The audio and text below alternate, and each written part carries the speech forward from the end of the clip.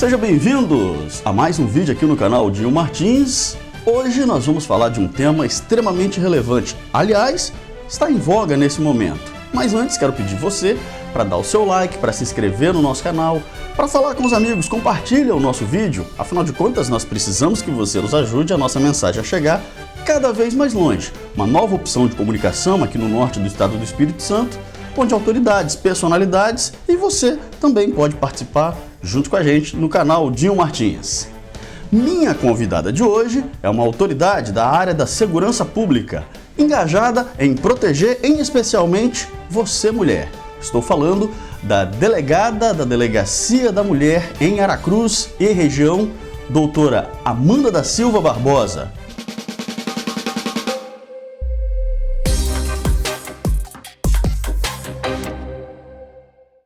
Seja bem-vinda, doutora.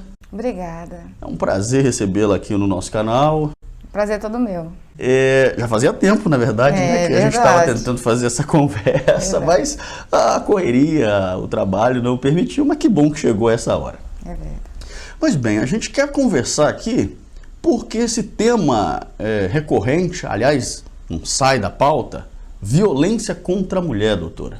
A senhora lida diretamente com isso lá na sua delegacia o tempo todo. A delegacia especializada em atendimento à mulher, ela atende vítimas do sexo feminino que foram vitimadas, trata de violência doméstica e familiar e também de violência sexual, mesmo quando o autor não é do ambiente, mesmo que não ocorra em ambiente doméstico e familiar. Na verdade, a senhora já está há algum tempo atuando aqui nessa delegacia, nessa região, e portanto já consegue traçar um panorama. Aracruz é um lugar problemático para as mulheres? A nossa região aqui é uma região problemática nesse aspecto, doutora?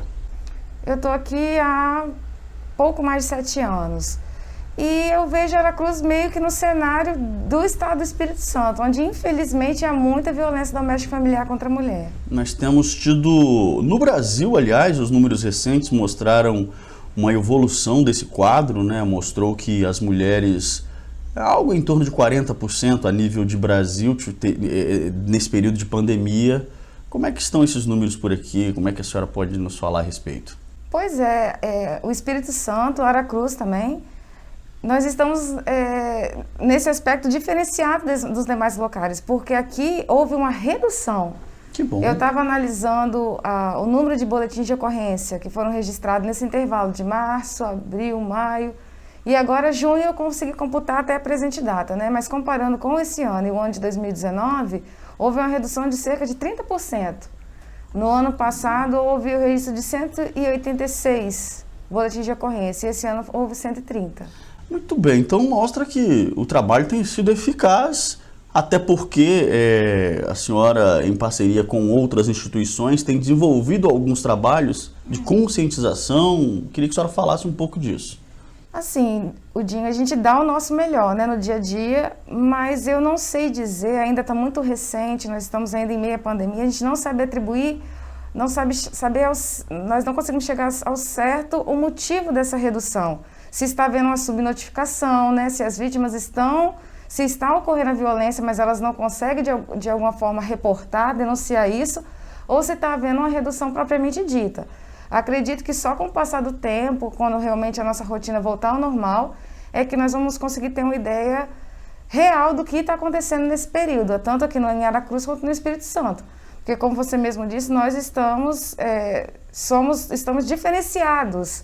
Porque no Brasil e no mundo, na maioria dos estados do Brasil e no mundo em geral, houve um aumento da violência doméstica e familiar contra a mulher nesse período de pandemia. Exatamente por conta do isolamento, né? Porque aí a mulher fica mais em casa e é geralmente no ambiente doméstico, familiar, dentro do lar que ocorre essa violência.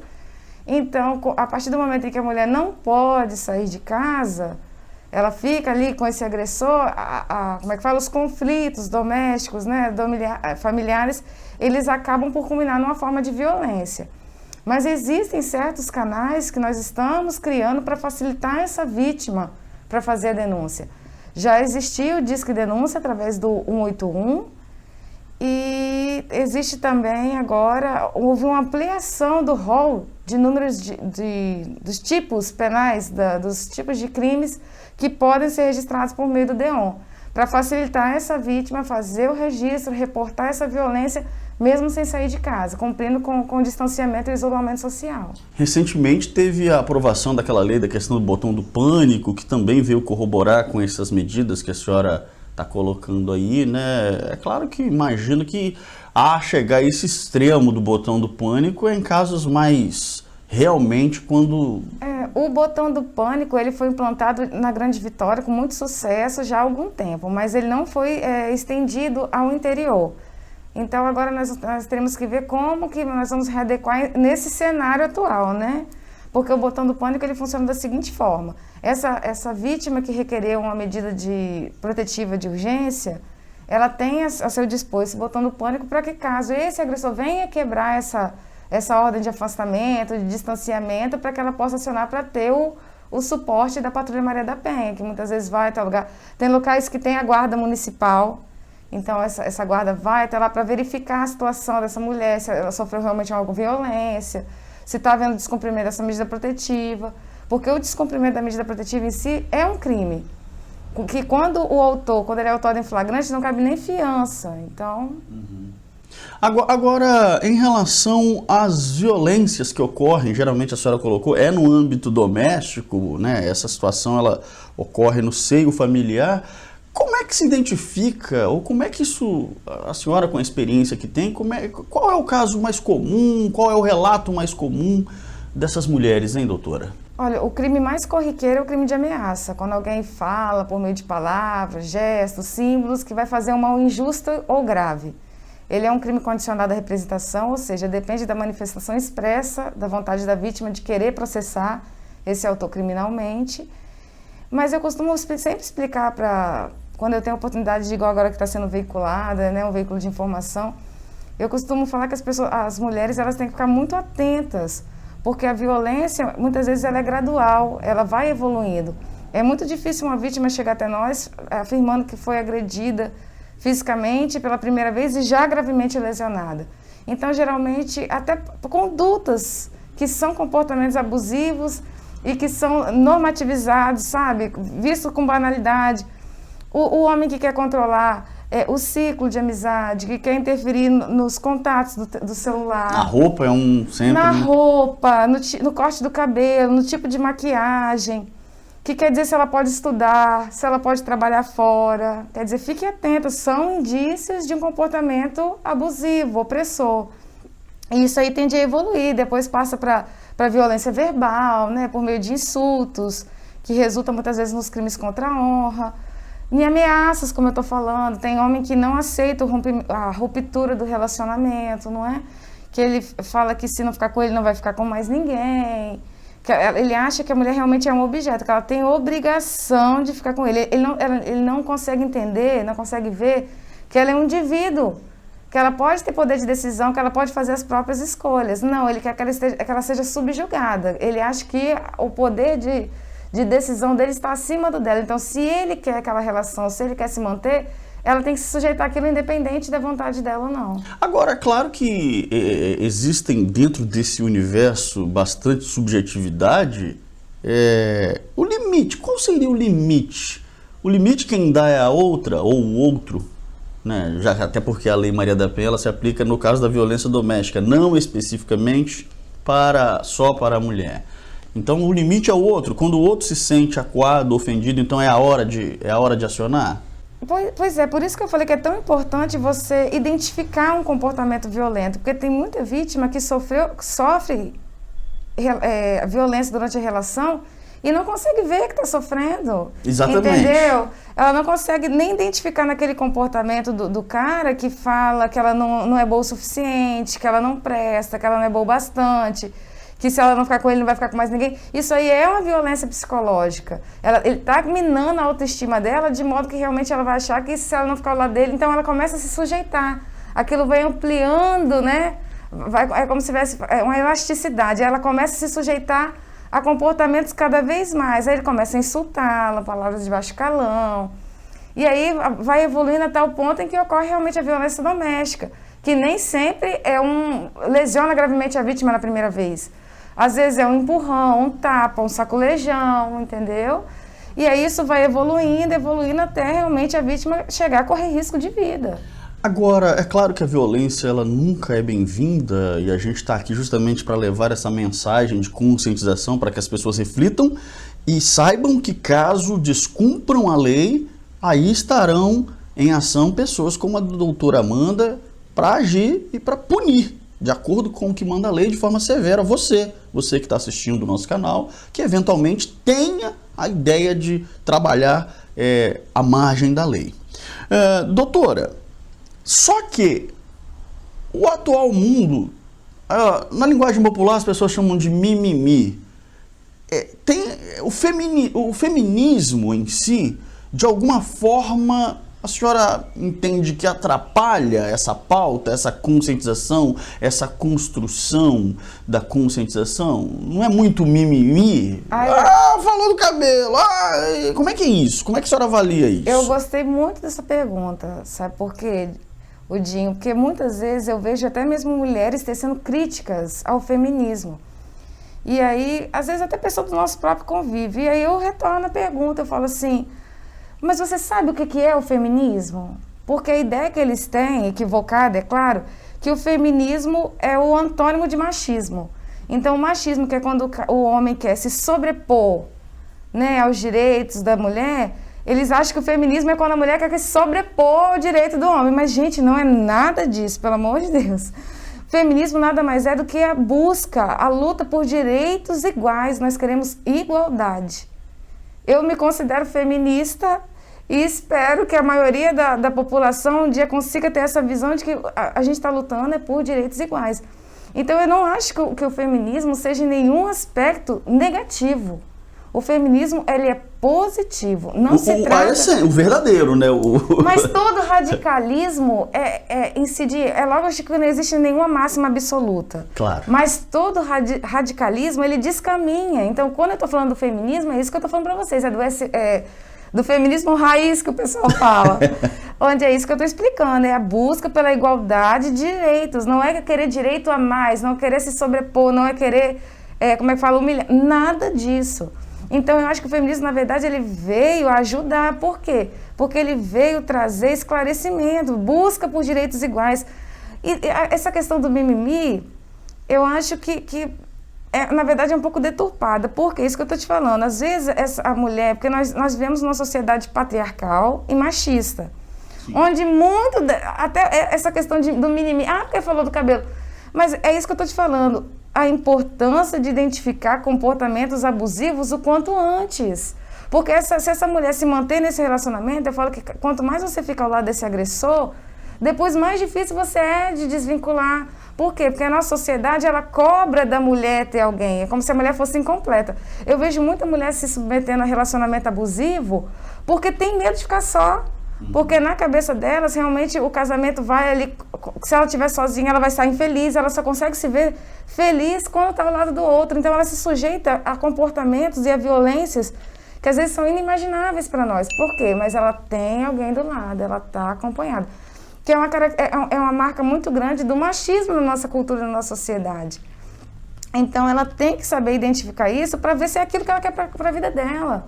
Porque é lógico que é muito importante que a mulher denuncie, porque nós, Polícia Civil, vamos investigar para responsabilizar esse agressor criminalmente. Mas muitas vezes, quando essa mulher vem pedir ajuda, vem pedir um apoio, vem pedir um conselho, eu falo que o mais importante é ela se conscientizar de que, às vezes, o melhor caminho é romper aquela relação. Que ela vai conseguir ser feliz além daquele relacionamento, que ela vai se... Recomeçar, né? Recomeçar. E não é questão de, tipo assim, de encontrar outra, é de ficar bem só. Não, recomeçar a vida do jeito que ela entender. Sim, mas tem muita gente assim, você vai arrumar outra pessoa. Ok, se ela tiver que arrumar, sim, mas assim, o prazer, a felicidade de estar bem sozinha, de você se bastar, de você poder ser uma pessoa plena e realizada. Você não depende de um relacionamento para ser feliz. Tá certo. Isso, claro, naturalmente vai no sentido do que no momento atual chamam de empoderamento feminino, né? Isso tudo que a senhora está falando aí.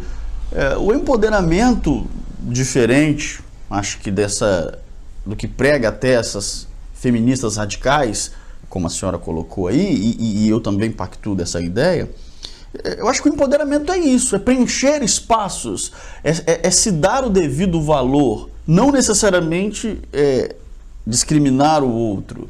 Mas é claro, essa mulher saber que ela é capaz, que ela tem plena capacidade, que ela pode estudar, que ela pode ser independente financeiramente, que ela pode ter um lugar no mercado onde ela vai receber o mesmo valor que um homem prestando o mesmo tipo de serviço. Porque parece absurdo, mas existe muita mulher que ganha menos pelo simples fato de ser mulher, quando ela presta o mesmo tipo de serviço. Então, são esses tipos de questionamento que a gente tem que fazer, que a gente tem que trazer à luz para que as pessoas possam realmente entender qual é a problemática e debater para a gente junto buscar solução. Ou lutar pela melhoria dessa qualidade de vida, dessas questões que estão sendo todas, às vezes, colocadas de lado. Agora, doutora, também há que se entender, e eu acho que a senhora deve concordar, que algumas mulheres passam do limite, né? Recentemente nós tivemos o caso emblemático lá da modelo lá com o Neymar, por exemplo, que depois ficou comprovado pela justiça que era só um teatro, algo para se promover. E é muito comum, infelizmente, a gente ainda ouve coisas desse tipo. As mulheres, ou algumas mulheres, se aproveitando dessa vitimização, vamos assim chamar, para poder, de alguma forma, ter alguma vantagem. Pois é, Odinho, eu às vezes ouço críticas à Lei Maria da Penha exatamente por conta disso, mas é preciso esclarecer a população de que a lei foi criada para beneficiar quem é efetivamente vítima. Existem, assim como é o Estatuto da Criança e Adolescente... Claro, claro. Existem pessoas, indivíduos, que se beneficiam da lei indevidamente? Existem, mas essas pessoas, quando identificadas, elas são punidas. Existe o crime de denunciação caluniosa que tem uma pena muito alta, muito maior do que a própria lesão corporal, entendeu? Olha, então essa é importante. Essa mulher que ao longo da investigação ficou constatado que na verdade ela fez uma falsa acusação, ela sabia que aquele indivíduo era inocente, imputou ele uma conduta criminosa, desencadeou uma investigação, ela vai ser responsabilizada. Só que fique claro, é uma minoria. Sim. Existem casos? Existem. Mas eles são extremamente pontuais. É claro que a gente está falando aqui, e aí a gente trabalha com comunicação, a gente tem acesso e conversa com gente, a informação chega a todos os nichos da sociedade. E aí a gente ouve, quando está participando de algum churrasco, algum evento social, fora do período da pandemia, as pessoas falando, a Lei Maria da Penha, isso, aquilo, em tom de brincadeira. E eu, particularmente, me preocupo com isso. Porque eu acho que é algo muito sério para a gente poder ficar, as meninas, no caso, né, brincando, isso. Quer dizer, dá-se a ideia que já há ali uma pulguinha, uma formiguinha ali doida para poder criar um tipo de... Mas eu acho que é por causa do ambiente descontraído mesmo, porque estão ali entre pessoas que têm intimidade, afinidade. Por quê? Porque muitas vezes é muito pelo contrário. Essa vítima, ela sofre muitos anos, muito tempo de violência até ela criar coragem de denunciar. É muito corriqueiro essa vítima, apesar de tudo que ela passou, de toda a violência que ela sofreu, ela se preocupar com esse autor. Porque ela sabe que aquilo ali vai ser uma mácula, né? Que ele vai haver ali o registro daquele boletim de ocorrência, que ele vai ser investigado. Então, muita mulher, às vezes, ainda nos procura e fala assim, mas eu não queria eu não quero que ele perca o emprego, eu não quero que as pessoas saibam. Ela ainda se preocupa com esse autor. Sim. Então, não é bem assim, tão banal. As pessoas até brincam, mas de realmente procurar a polícia para fazer a denúncia, às vezes essa mulher demora muito tempo para criar coragem. Agora, é verdade que as mulheres, e aí a senhora vai poder ou chancelar ou desmistificar isso, que as mulheres elas fazem a denúncia e num segundo momento acaba recuando, perdoa lá o marido, o parceiro, o ficante, enfim, acaba perdoando e como é que é isso? Mas olha só, a violência doméstica familiar ela é muito complexa, ela precisa de um olhar mais aprofundado. Por quê? Nós não estamos falando aqui de um indivíduo que pula o seu quintal e furta a sua bicicleta, de alguém que toma o seu celular na rua, não é alguém estranho. É alguém que a vítima ama, que ela tem uma relação íntima de afeto. Então, muitas vezes, a vontade dela é restaurar aquela relação. Ela chega até, muitas vezes, a efetuar a denúncia, registra o boletim de ocorrência, mas chega um dado momento em que eles conversam, por N motivos. Eu prometo, gente, que agora eu não vou fazer isso mais, meu amor. Tem muito isso, entendeu? De prometer mudar, de que não vai acontecer mais. E ela dá essa chance.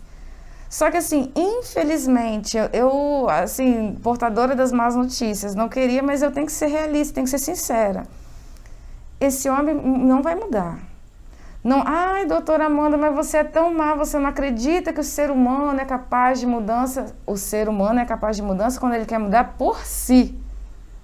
Agora, essa mudança para se adequar a um relacionamento, eu sinto muito, gente, mas ela não perdura. Até a próxima. Até porque, inclusive, é isso que eu ia falar. Os relatos são de que quase sempre, quando vai a vias de fatos em agressões graves, geralmente é reincidente. Quase nunca é um camarada ali que foi do nada. Pois é, porque o que acontece?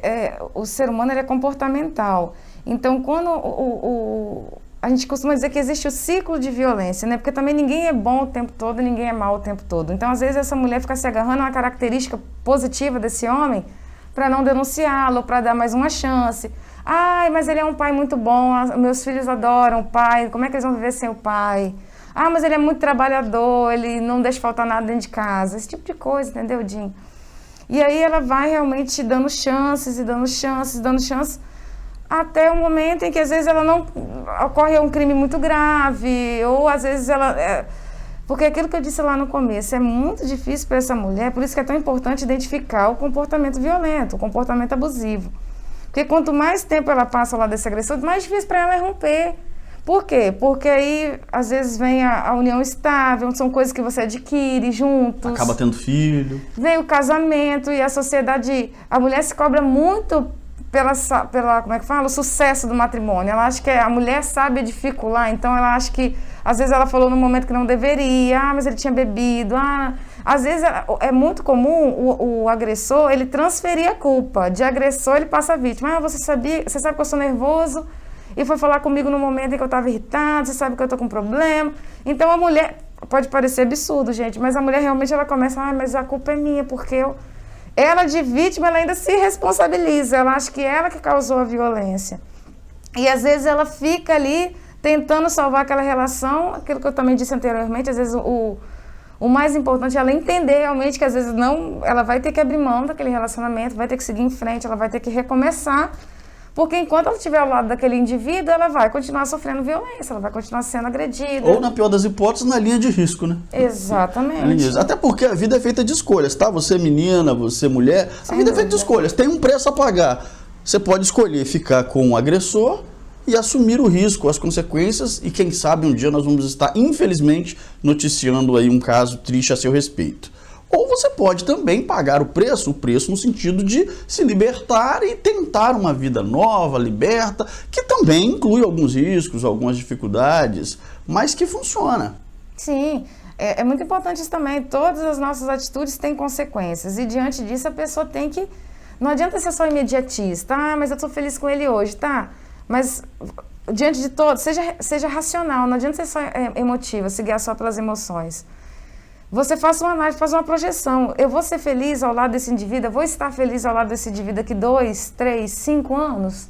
Se a resposta for não, se o seu senso crítico disser isso, para que você vai gastar 5 anos da sua vida? Não precisa esperar esse tempo todo, né? Não precisa.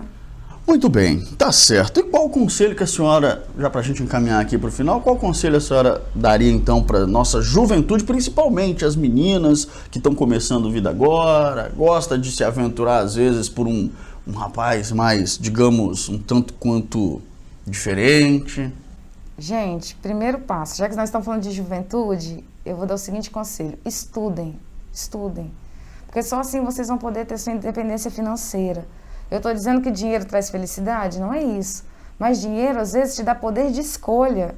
Eu vejo muitas mulheres, às vezes, se sujeitando a determinados comportamentos violentos, abusivos, porque ela não vê outra opção. Ela não tem condição de sair daquela casa e pagar um aluguel para ela e para os filhos. Ela tem medo de que eles venham passar fome, porque o que ela ganha não dá para pagar. Se é que ela ganha, porque às vezes elas nem trabalham fora. Então, ela tem medo de não ter onde morar, de não conseguir pagar água, internet, gás, alimento, entendeu? Então, estudem. Construa sua independência. Construa sua independência, que aí você vai estar ao lado daquela pessoa por opção e não por obrigação. Tá certo, então. Recebemos hoje aqui no nosso canal, você que não compartilhou, você que não se inscreveu ainda, faça isso, se inscreva, deixa o seu like, porque nós queremos muito contar sempre com a sua participação aqui no canal Dinho Martins. Doutora Amanda, muito obrigado pela participação. Eu é que agradeço. Pessoal, até o próximo vídeo, um grande abraço e fiquem todos com Deus.